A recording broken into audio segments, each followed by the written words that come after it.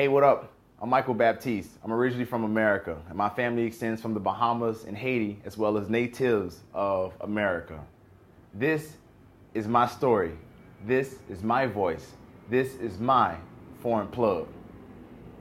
I remember when I was a little kid, I was about 7 or 8 years old, and I would always ask my grandma on my mom's side, what was life like for her growing up? You see, my grandma was a slave in America, and she grew up as a slave. Well, her mother was a slave, and her grandmother was a slave. And before that, it keeps going up until the actual native people that were there originally that actually got enslaved by the European Crusaders. So learning about what she went through, it made me appreciate the freedoms and the things that I had with my life because I didn't have to go through that. I didn't have to endure that. So that right there in and of itself, like that makes me appreciate every single day that I have my freedom, that I have the opportunity to do whatever I want and rise above all of those things from the past in my family history.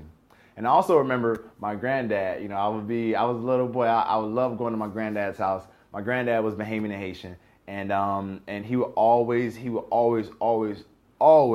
have some sauce or some conch or some conch fritters. Oh man, he was an amazing cook. So that was one of my favorite things, man, is the food that my granddad would cook, but also the stories he would tell me about, the old country back home, and also about his war stories and all of this. So it was, growing up, I was very fortunate that I had my elders there to just give me some insights and just tell their stories with me so that way I can understand what they went through to make my experience better here in my life. I remember when I was growing up and I was in middle school and all of the other kids around me, they were regular, normal black Americans, right? But the thing about these black American kids is that when they heard my last name, which is Baptiste, obviously a French or rather Haitian last name, when they would hear my last name, they would pick on me. They would make jokes. They would say, hey, you gonna go eat the cat, or, just a lot of stupid jokes. And it made me feel, it made me feel bad. It made me feel, embarrassed about my culture. It made me feel like, the culture that I have, which is the Haitian Bahamian, that Caribbean culture, it made me feel like it was less, of a culture than the black American culture. And for a long time, I dealt with a lot of self-doubt issues, self-worth issues related to the fact that, hey, I'm Haitian and Bahamian. These black Americans don't accept me. These white Americans don't, they don't accept us. Like, what do we do? And so through that, I've actually learned how to develop relationships with people, not on a surface level of, hey, where you from, what's your culture like, but really being able to connect with people's hearts. So although I went through, those experiences where I would not be accepted simply because of my culture, by black Americans and white Americans, it led me to learning how to connect with people on a heart level, on an energetic level, which makes a deeper connection than just surface and culture in and of itself. I remember someone from the past, I was in high school and I was, growing up in the hood. I didn't have a lot of opportunities for anything in life to be successful, right? But here's what happened for me. I was doing a tryout for the basketball team, and in comes a coach. He's like, hey, put this kid back in. Like, let's give this kid a shot. And he ends up giving me a try. And this man went from, I didn't know him at all, to basically he became like my second father in high school. He was my high school basketball coach. He mentored me on life, on grades, on education, on being a good man, on relationships. He mentored me on basketball, on working out, on college, on, my career, and just so many different areas of my life that I became a much more well-rounded person thanks to my high school basketball coach. His name is Robert Doctor, a championship basketball coach. My first, our senior year on the varsity team, we actually led, him to a championship.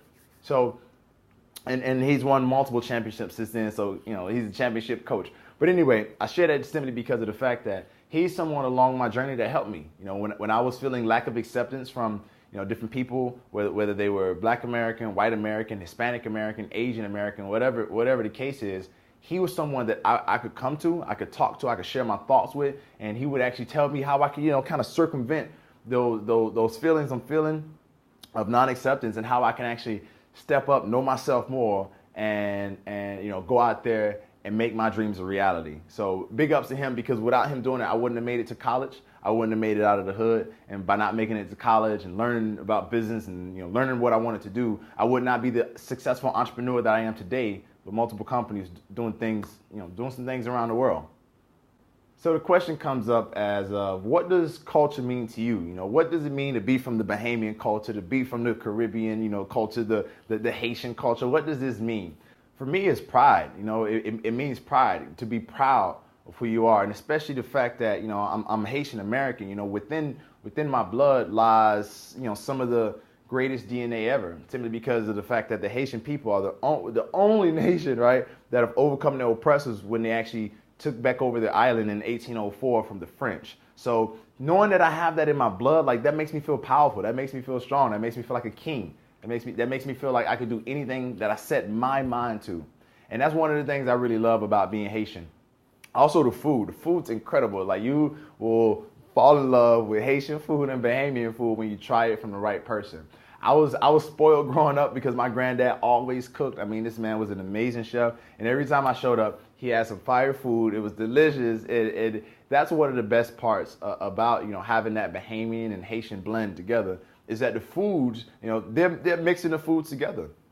And even my aunt, she would cook all of her own custom-made sauces. She would have a huge cookout, spend a day and a half in the kitchen cooking, and invite everybody over to her house. And next thing you know, you got like 40 family members showing up at her house to have a huge dinner, and it was amazing. And that's one of the things I really love about the culture, is that family sticks together. Like, there's a real bond between family, and it's something that it can't be replaced, And again, it's part of the culture, and it's another thing that I love about the culture. So the food, the family, and also just knowing internally that I have the power within me to make anything happen.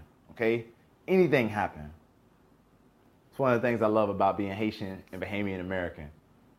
Right now, today, we face some very challenging times, dealing with a lot of racism, a lot of prejudiceness, and a lot of things around the world that it really doesn't make sense from a humane perspective, right?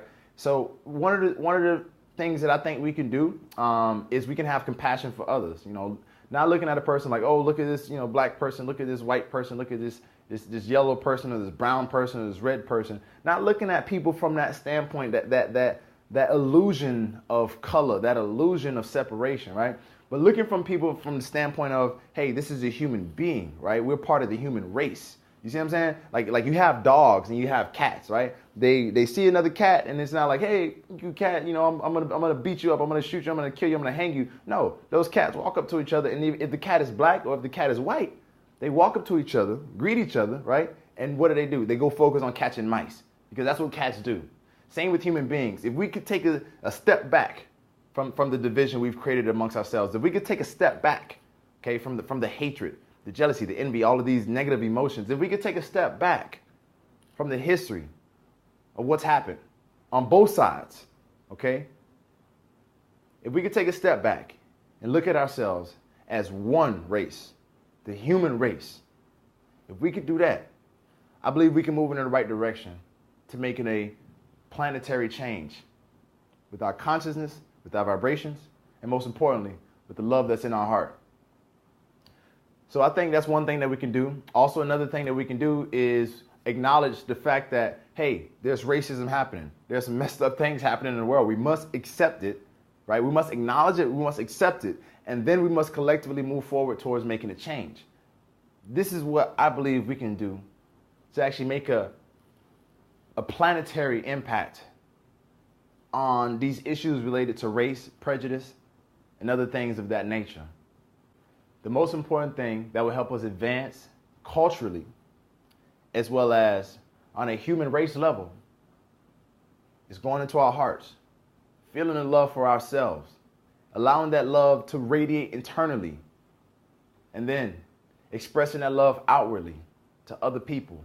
Doesn't matter where you come from, what you look like, how tall, how short, how fat, how beautiful, how ugly. It doesn't matter. What matters is that, do you have love in your heart? And if you do have love in your heart, express and extend that love in your heart to others around you. And that's one of the things I believe we can do to make a planetary change. So this has been your man, Michael Baptiste. You can follow me online. Check out my digital home base at highticketfreedom.com.